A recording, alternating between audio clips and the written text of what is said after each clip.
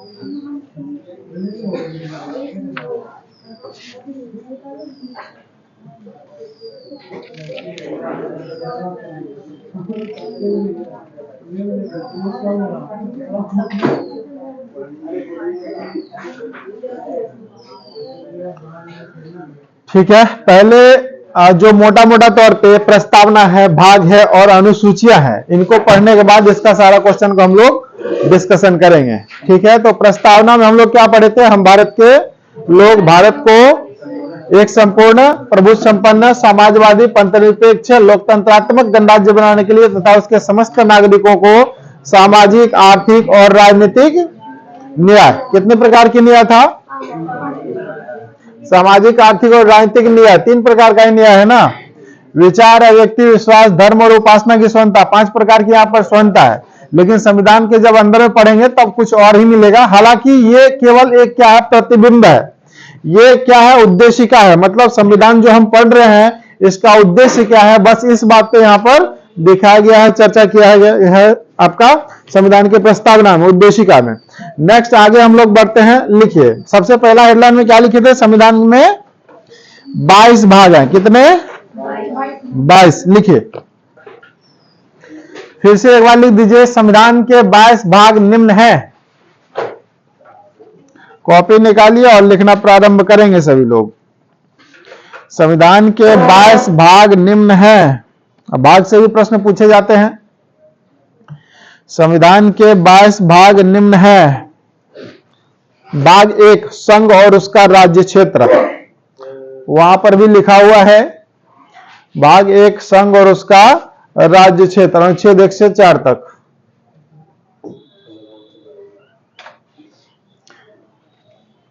भाग 1, संघ और उसका राज्य क्षेत्र, अनुच्छेद 1 से 4 तक। नेक्स्ट भाग 2, नागरिकता, अनुच्छेद 5 से 11।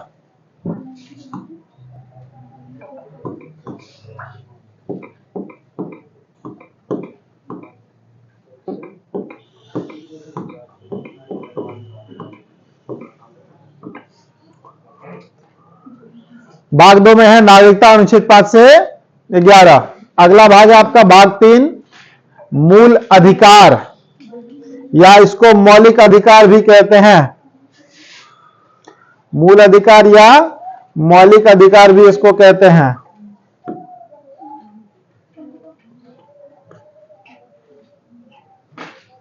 मूल अधिकार या मौलिक अधिकार, फंडामेंटल राइट्स, अनुच्छेद 12 से 35 तक। अनुच्छेद 12 से 35 तक।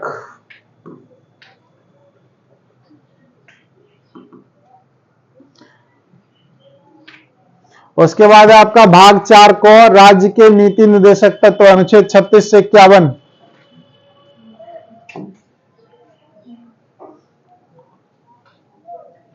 राज्य के नीति निर्देशक तत्व, अनुच्छेद 36 से 51। अनुच्छेद 36 से 51। अनुच्छेद 36 से 51। उसके बाद आपका भाग 4 को मूल कर्तव्य, इसको मौलिक कर्तव्य भी कहते हैं। मूल कर्तव्य अर्थात मौलिक कर्तव्य, फंडामेंटल ड्यूटीज।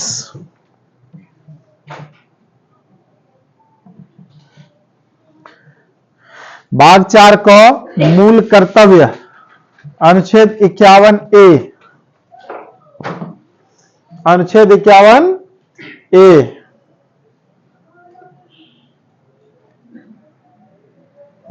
उसके बाद है भाग 5 जिसमें लिखा हुआ है संघ, अनुच्छेद 52 से 151, अनुच्छेद 52 से 151। इसमें 5 अध्याय दिए गए हैं।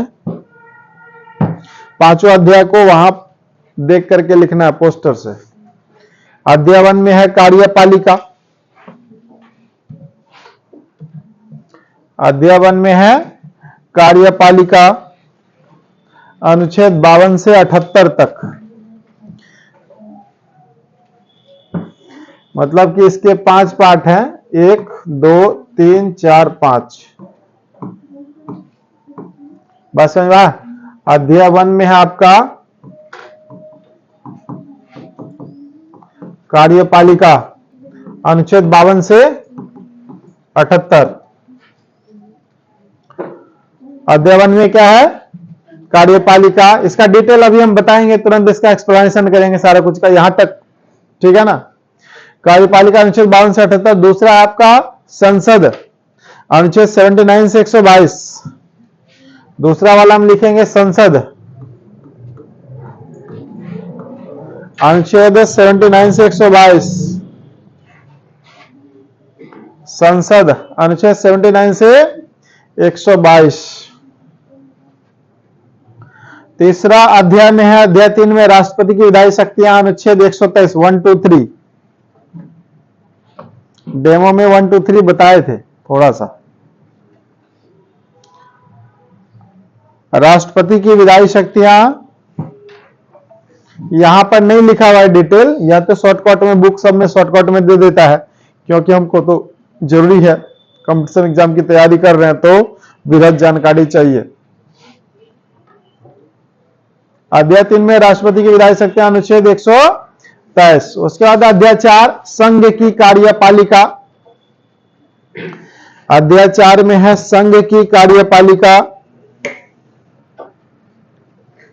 अध्याय 4 में संघ की कार्यपालिका।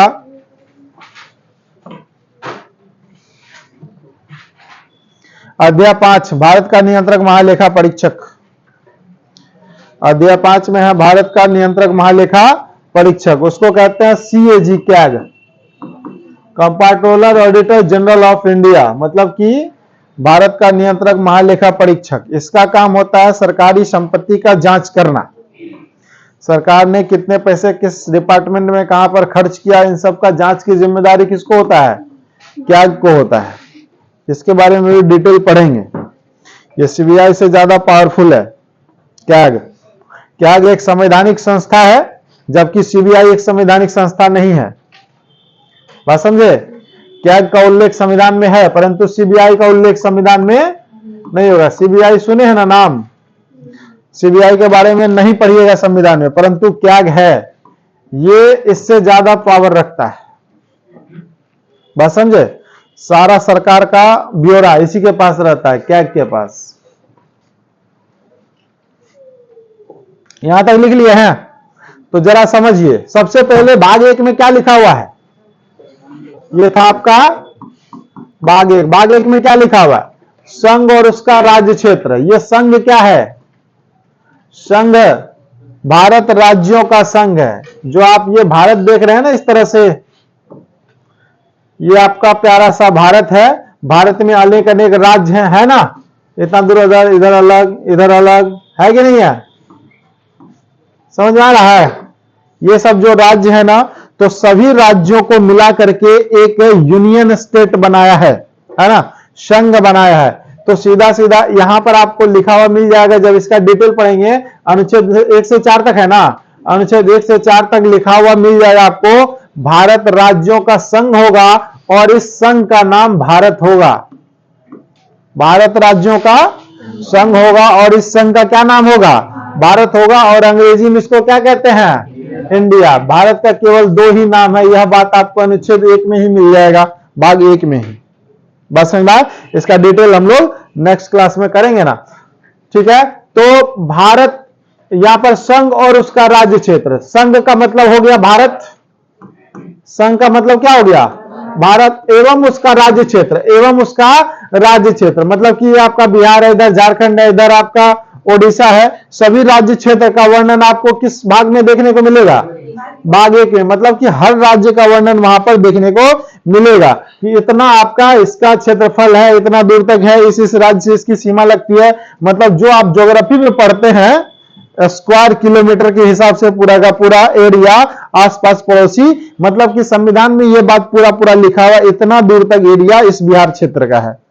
बात समझ में आया। साथ साथ जो केंद्र शासित प्रदेश है अंडमान निकोबार लक्षद्वीप वगैरह सब सारा का चर्चा आपको इस राज्य क्षेत्र में देखने को मिलेगा, क्योंकि अभी तो भारत का ही पार्ट है ना।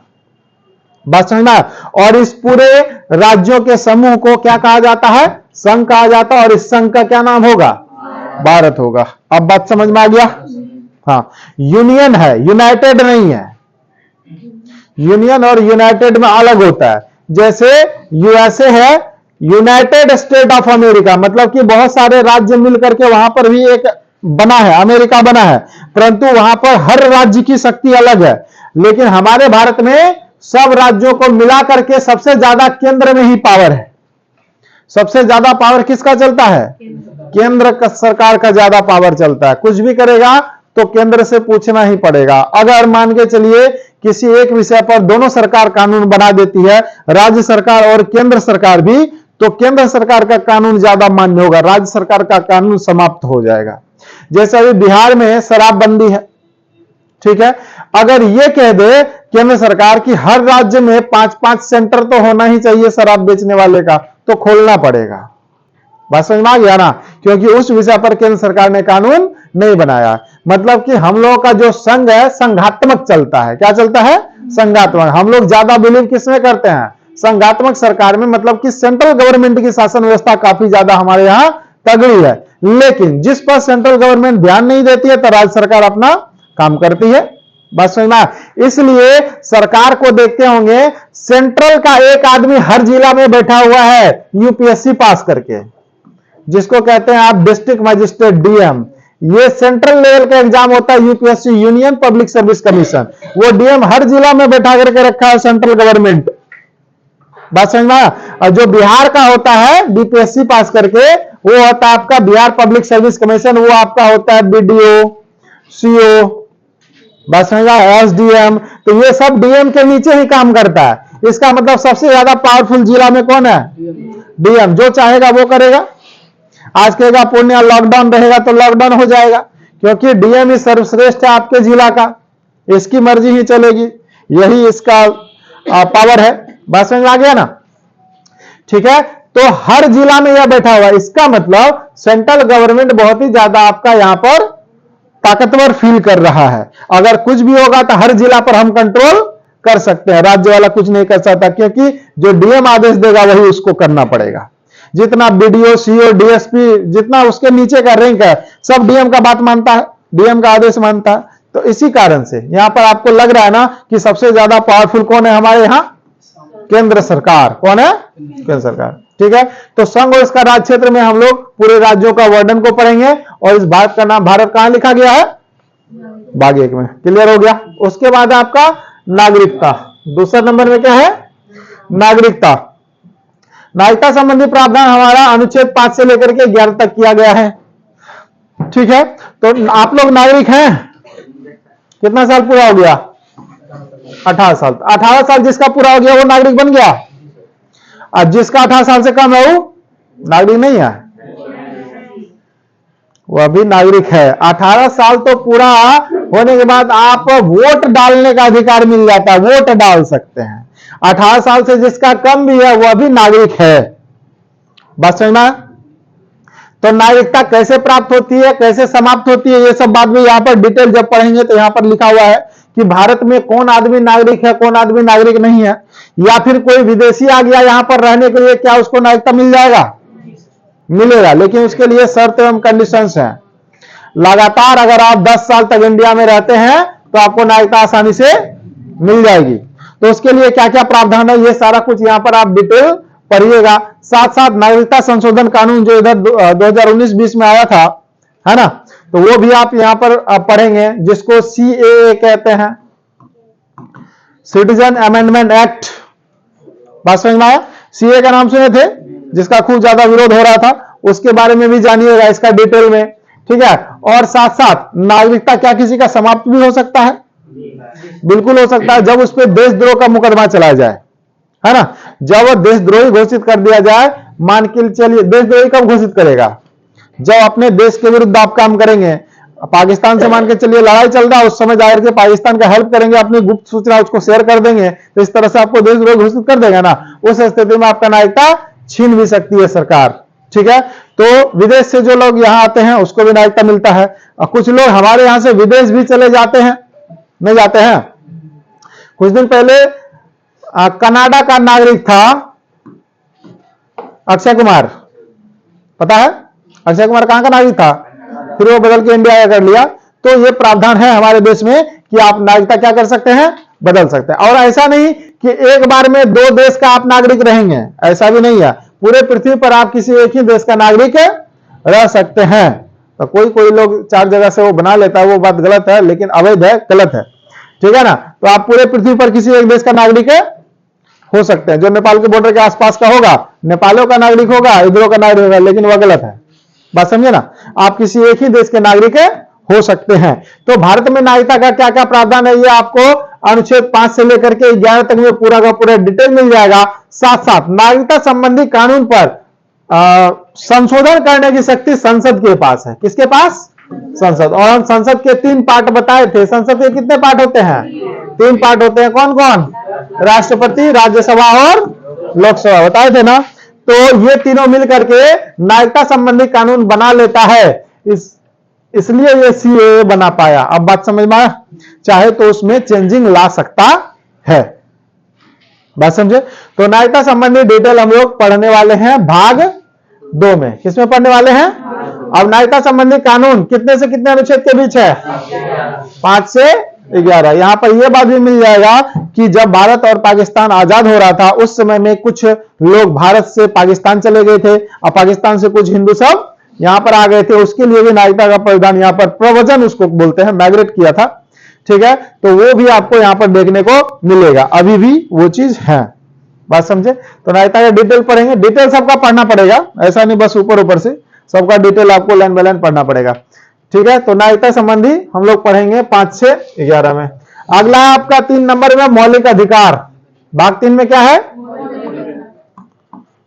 भाग 3 में आपका है मौलिक अधिकार। इसी को हम लोग मूल अधिकार कहते हैं। क्या कहते हैं? मूल अधिकार, फंडामेंटल राइट, ठीक है। मूल अधिकार की संख्या वर्तमान में कितनी है? 6 अधिकार है। कितने अधिकार हैं? 6। पहले था 7 अधिकार। कितना अधिकार था? 7 अधिकार। वर्तमान में कितना है? तो मूल अधिकार किसको प्राप्त है? नागरिकों को ही प्राप्त है। मूल अधिकार किसके लिए होता है?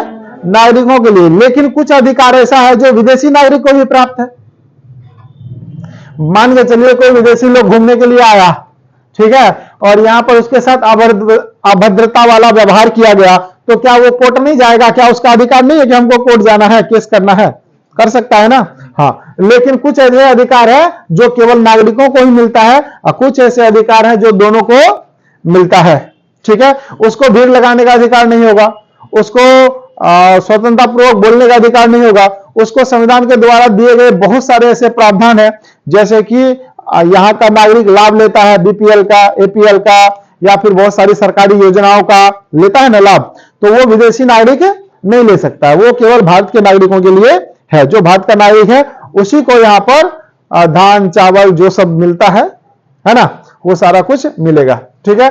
तो मौलिक अधिकार आपका कितने? टोटल 6। जिस अधिकार में हम लोग बोलने का अधिकार आता है। क्या हम लोग बोल सकते हैं? बोल सकते हैं या नहीं? जो प्रेस की स्वतंत्रता है वो अनुच्छेद 19A में आपका दिया गया है, बोलने के अधिकार के अंदर ही छुपा हुआ है। हर व्यक्ति को बोलने का अधिकार है, खाली प्रेस वाला का नहीं। बताइए कितना घोटाला किया है। हर आदमी ये बात पूछ सकता है, क्योंकि बोलने का अधिकार सबसे पहले आदमी को ही दिया गया है, उसके बाद प्रेस वाले को दिया गया। प्रेस वाला छुपा है 19A में, यहां पर अनुच्छेद 19 में ही पूरा पूरा लिखा हुआ है मौलिक अधिकार, बोलने की स्वतंत्रता।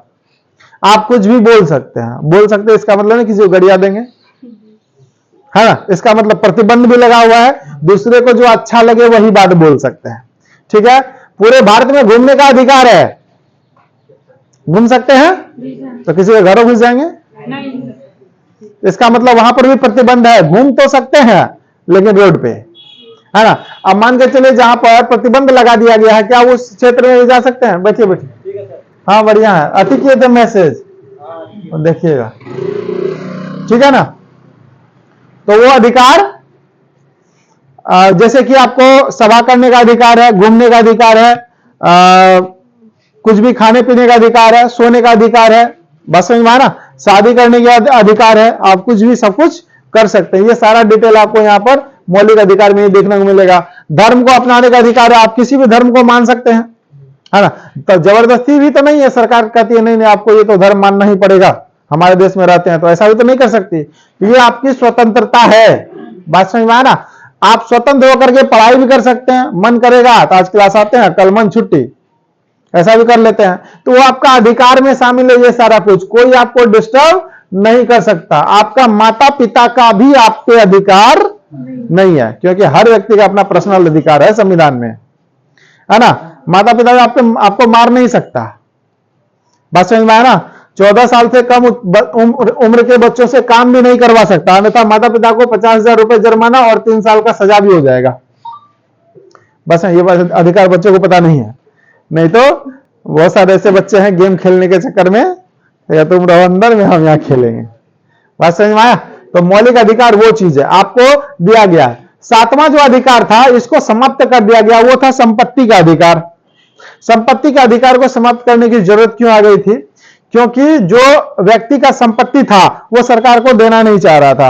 अब सरकार को रोड बनाना है, हवाई अड्डा बनाना है, रेलवे ट्रैक बिछाना है, तो जमीन चाहिए। तो संपत्ति का अधिकार मतलब अधिकार जो है, अधिकार जो आपको मिल गया है उसको तो खत्म नहीं कर सकते थे। बार बार चला जाता था व्यक्ति कहां? कोर्ट, कि हमारा संपत्ति है, हमारा अधिकार हनन नहीं होना चाहिए, लेकिन सरकार ले रही है, हम नहीं देना चाहते हैं। इस कारण से इसको समाप्त कर दिया गया। 44वां संविधान संशोधन 1978 में इसको हटा करके अनुच्छेद 300A में जोड़ करके संवैधानिक अधिकार बना दिया गया संपत्ति के अधिकार को। क्योंकि अब सरकार, सभी संपत्ति किसकी हो गई है? अब सरकार की। पहले क्या थी? हमारी थी, अब सरकार का हो गया है। अब हम क्या करते हैं? उसको टैक्स देते हैं, है ना।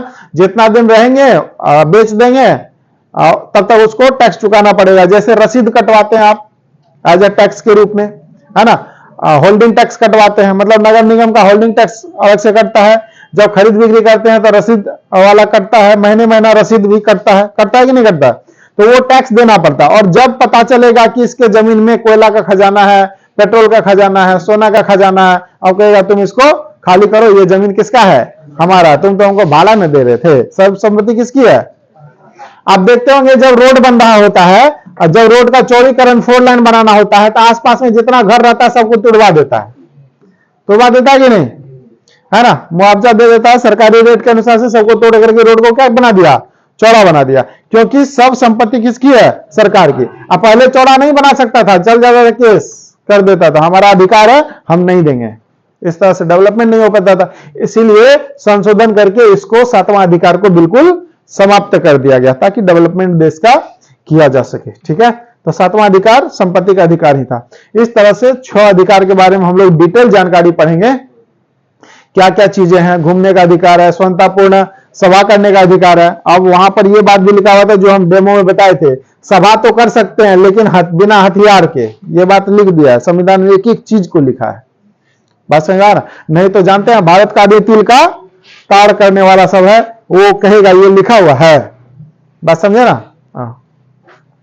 ये सारा कुछ आपको देखने को मिलेगा, बहुत मजा आएगा इन चीजों को पढ़ने में। नेक्स्ट आपका राज्य के नीति निर्देशक तत्व। नीति मतलब होता है कानून, नीति मतलब क्या होता है? कानून। ये किसमें लिखा हुआ है? भाग 4 में। राज्य के नीति निर्देशक तत्व का मूल उद्देश्य कल्याणकारी राज्य का निर्माण करना। राज्य के नीति निर्देशक तत्वों का मूल उद्देश्य क्या है? कल्याणकारी राज्य का निर्माण करना। मतलब कि राज्य जो है वह इस टाइप का नीति बनाएगा ताकि लोगों का कल्याण हो सके। क्या हो सके? कल्याण हो सके। तो लोग का कल्याण कब होगा? जब अच्छा कानून व्यवस्था लाया जाएगा, है ना। लोगों का कल्याण कब होगा? जब अच्छा सड़क होगा, अच्छा हॉस्पिटल होगा, अच्छा स्वास्थ्य व्यवस्था होगा, अच्छा सड़क होगा, अच्छा बिजली होगा, अच्छा इंटरनेट होगा, अच्छा घर होगा, अच्छा खाने के लिए होगा, अच्छा पहनने के लिए होगा, अच्छा घूमने के लिए होगा। ये सारी सुविधाएं जब उपलब्ध हो तब जाके उसको क्या कहेंगे? कल्याणकारी राज। तो बताइए, भारत एक कल्याणकारी राज्य है? भारत एक कल्याणकारी राज्य है? कौन बोले है? वो खुश है पूरा अपने जिंदगी से, अपने सरकार से? डेली पेपर लीक होता है, कल्याणकारी कैसे हुआ? बताइए। तो कल्याणकारी का मतलब है हर तरीके से संतुष्ट होना चाहिए। बात समझना? मतलब कि कोई हर बेसिक सुविधा, कम से कम हर बेसिक सुविधा उपलब्ध होना चाहिए, उसको क्या कहेंगे? कल्याणकारी राज्य। संविधान बनाने वाले लोग ना बहुत ज्यादा होशियार थे। उन लोगों ने ऐसा ऐसा लक्ष्य को निर्धारित कर दिया जो सरकार के 50 साल, 60 साल, 70 साल, 100 साल, 200 साल भी हो जाएगा, फिर भी उस लक्ष्य के ओर पूरा करते रहेगा, लेकिन पूरा होने वाला नहीं है, बहुत समय लगेगा। बस समझ में? मतलब लक्ष्य निर्धारित कर दिया, क्या? कल्याणकारी राज्य बनाना है। कल्याणकारी राज्य बनाना है। तो कल्याणकारी का राज्य कब बन जाएगा? जब हर व्यक्ति खुश हो जाएगा। लेकिन खुश कब होगा? खुश तो कभी है नहीं, कोई भी जिंदगी में अपने खुश नहीं है। कोई भी बाहर का मीडिया वाला इंटरव्यू लेने आता है, एक बार चला गया कोई मतलब कि बैकवर्ड एरिया में, या फिर जहां पर लेबर क्वालिटी का लोग ज्यादा रहता है, इंटरव्यू लिया, बताइए आप अपने जिंदगी में कितना खुश है? 4 दिन से तो भुखले हैं, खुश क्या रहेंगे? सरकार कुछ देवे नहीं करता है, बस ऐसे बैड रेपुटेशन चला जाता है विश्व में। ठीक है, तो कल्याणकारी राज्य के उद्देश्य को पूरा करने का प्रयास कर रही है। तो इस बीच में जितना भी आर्टिकल होगा, अनुच्छेद 36 से लेकर के 51 तक, इनमें सब में कल्याण करने की भावना का विकास होगा। हर व्यक्ति का मतलब ऑथरेंट उसका मतलब रसीद कटता है कि नहीं, मोटेशन उसका हो जाएगा कि नहीं? हाँ, नहीं हो रहा है, लेकिन बगल वाला का करवाया है, उसका सेम खाता और खेसार नंबर देखे थे। 10-15 दिन बाद। अच्छा अच्छा, कांटेक्ट करेंगे। ठीक। बात समझ में आया क्या? इसके बीच में जितना भी हम लोग पढ़ने वाले हैं कल्याणकारी राज्य के बारे में, सभी लोगों के कल्याण करने की बात ही कहेगा, है ना। पुलिस क्यों है हमारे समाज में? लोगों को डिस्टर्ब करने या कल्याण करने के लिए? डिस्टर्ब करने के लिए। इसलिए बोल रहे हैं ऐसा क्योंकि आपने संविधान पढ़ा नहीं है। बात समझ में आना? वो हमारे मदद के लिए है, डिस्टर्ब करने के लिए नहीं।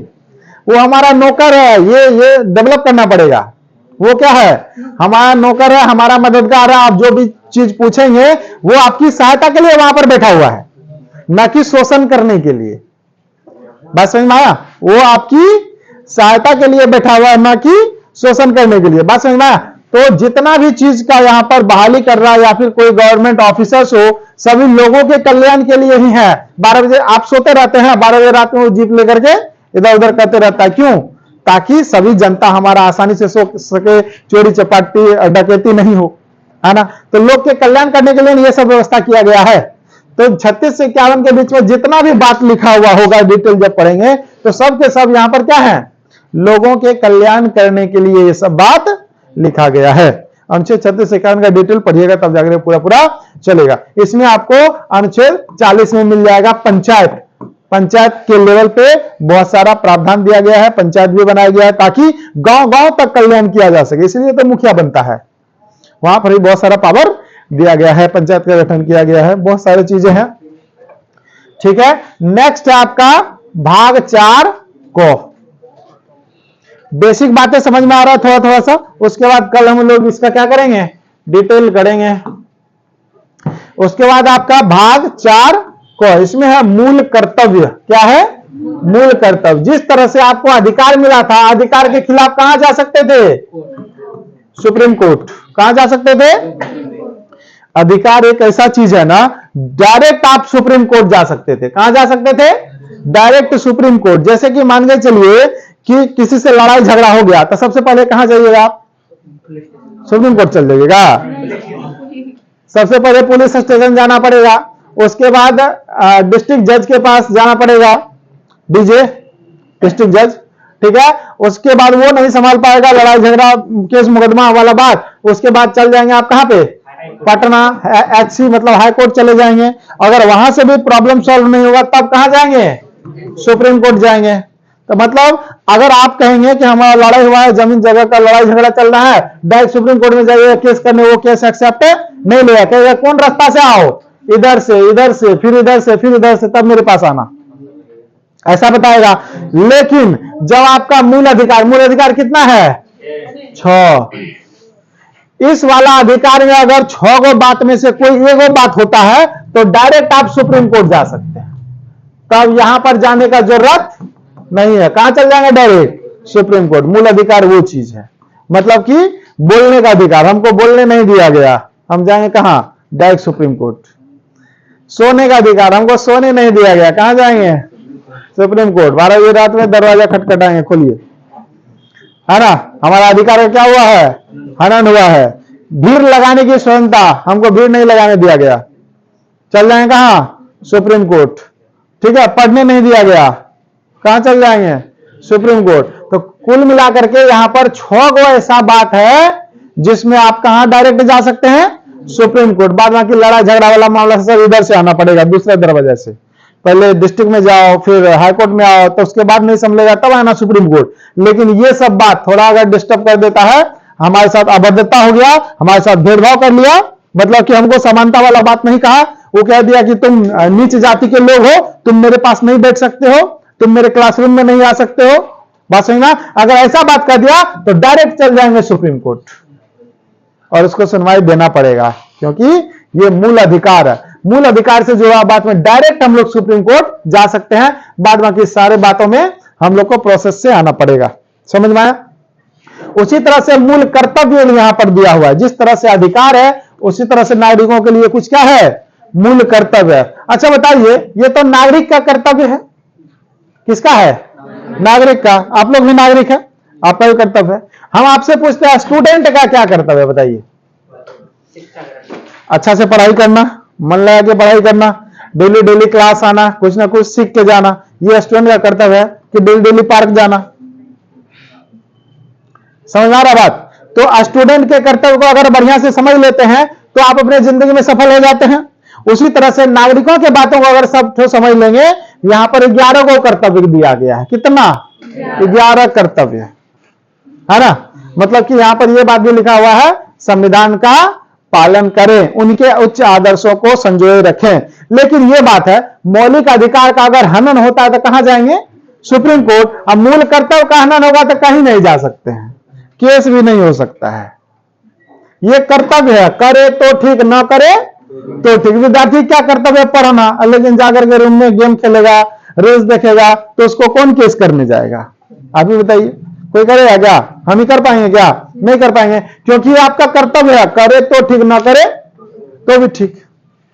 बात समझ में आया ना।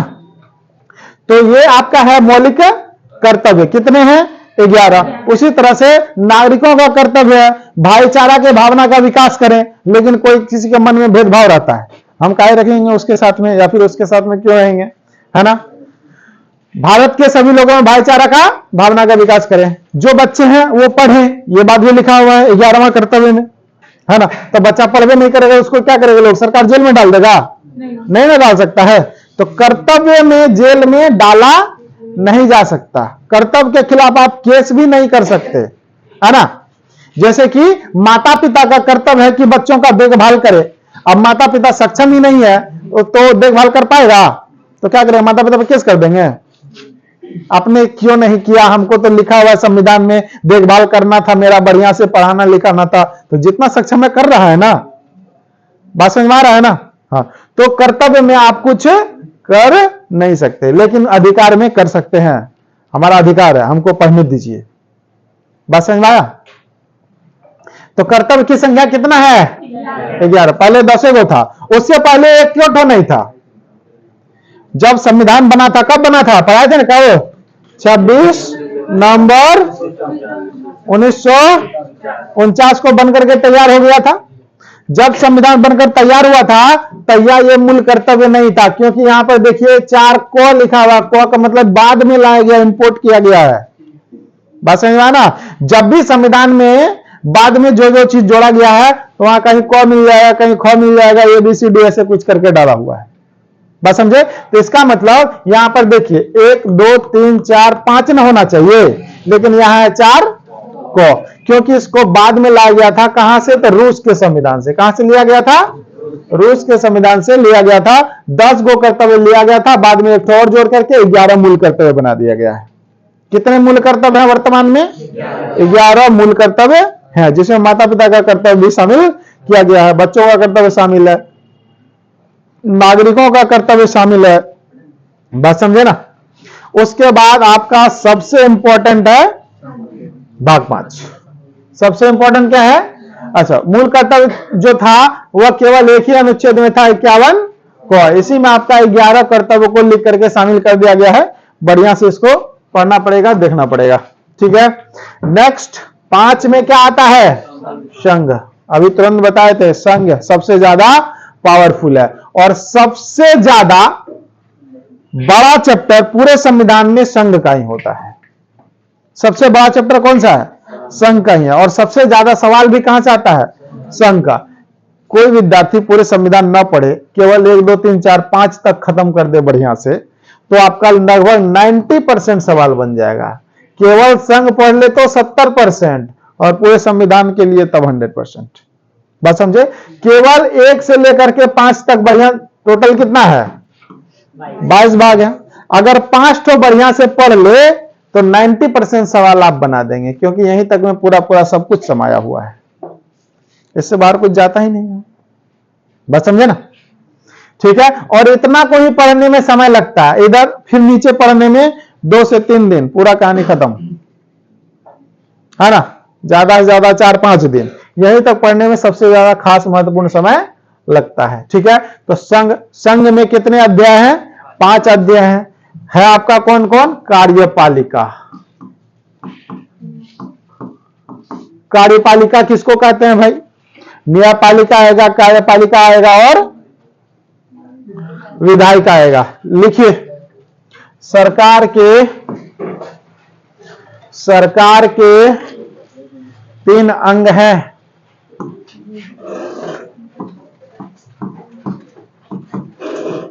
सरकार के अंग, सरकार के 3 अंग है। फिर उसके बाद इस तरह से डायग्राम बना दीजिए। ठीक है। एक आ जाएगा विधायिका,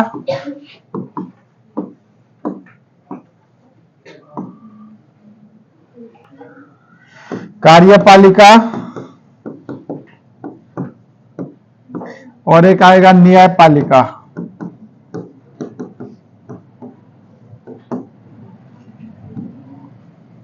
ठीक है। विधायिका में आता है संसद। विधायिका मतलब कानून बनाने वाला, विधायिका का मतलब कानून बनाने वाला। ये है संसद। संसद के होते हैं 3 अंग। कौन हो गया? राष्ट्रपति, राज्यसभा,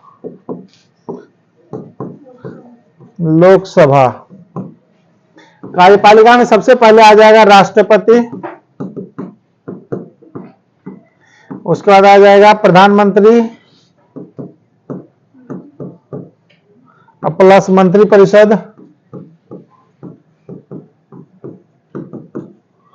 और उसके बाद आ जाएगा लोक सेवक,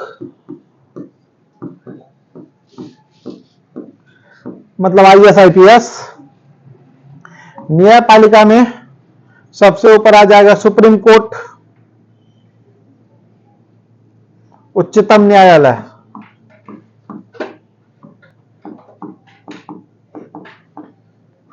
मतलब इसको कहते हैं इंग्लिश में SC, मतलब सुप्रीम कोर्ट। उसके बाद उच्च न्यायालय, मतलब HC high court.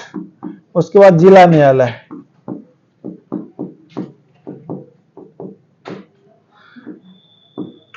DC district court. समझ में आया? ये आपका सरकार के अंग। इसी से बन करके बनती है क्या?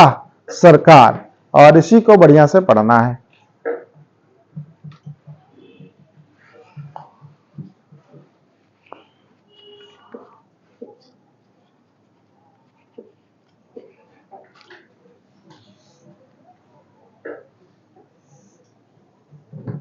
सरकार के कितने अंग हैं? 3 अंग।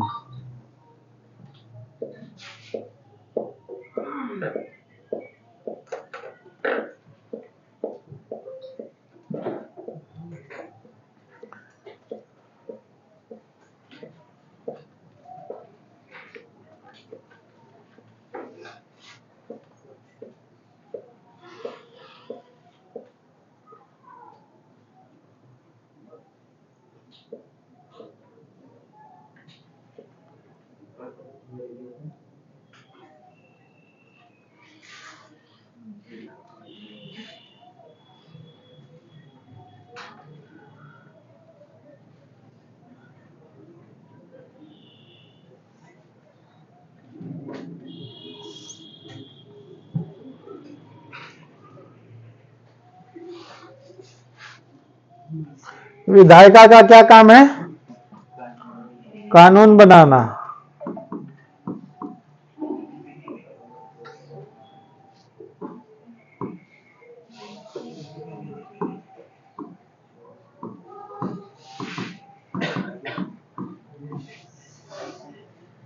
कार्यपालिका का क्या काम है? काम करना या कानून को लागू करना, एक ही बात है। ठीक है। न्यायपालिका का मतलब है जब उस काम में कोई दिक्कत आ जाए तो फैसला। बात समझ में आ गया?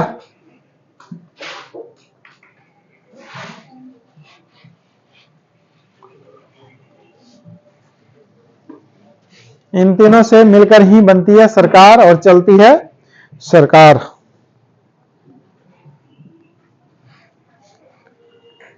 बना लिए इसको?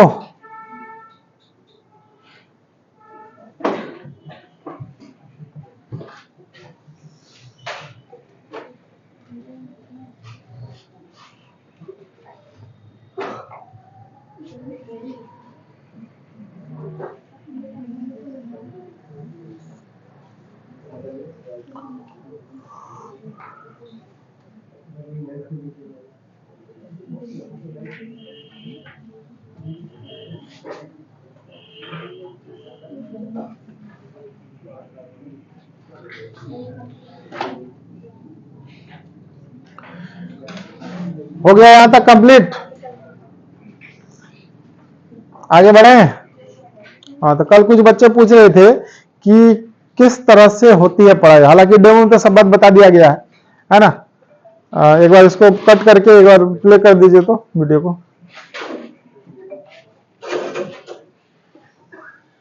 बता देते हैं सारा डिटेल्स।